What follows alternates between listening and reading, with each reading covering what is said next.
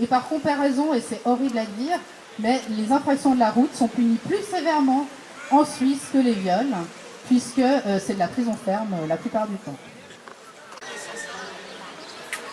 Et qu'après, vous avez des mamans qui me téléphonent.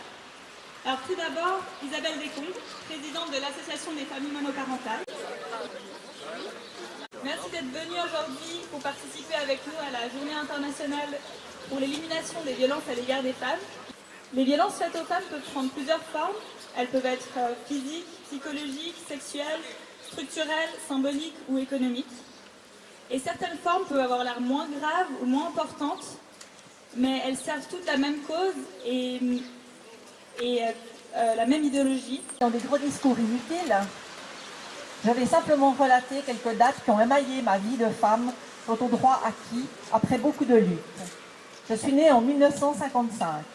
J'ai failli, figurez-vous, jamais avoir le droit de travailler et le droit de posséder mon propre compte. Pourquoi?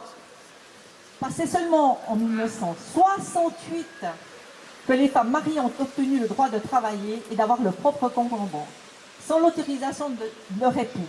Incroyable, hein?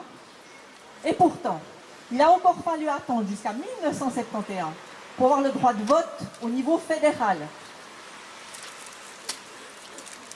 En 1981, le principe de l'égalité homme-femme est inscrit dans la Constitution suisse.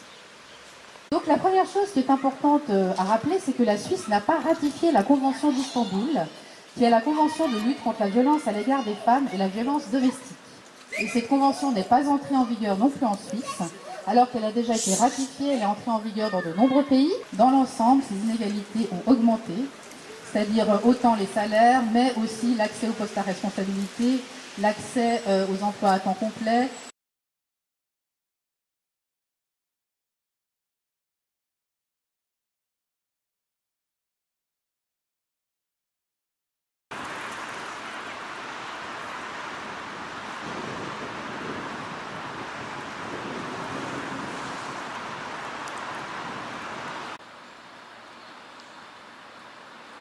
Le 25 novembre est une journée essentielle, importante, pour crier très fort partout dans le monde que c'est inadmissible d'avoir un comportement de violence envers les femmes, mais c'est aussi chaque jour de l'année que c'est important de garder cet état d'esprit.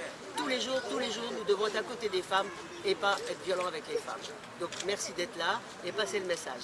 J'ai beaucoup apprécié que des hommes étaient présents, parce que c'est des moments où nous devons vraiment être avec vous, à vos côtés.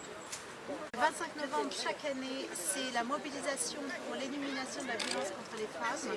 Les Sœurs Optimistes se mobilisent. Déjà, ça fait 3 ans qu'une initiative est faite, depuis la treille en 2015, depuis l'éclairage également du phare en 2016 jusqu'à cette année. Alors à cette occasion, un grand merci pour toute l'équipe qui a organisé ça.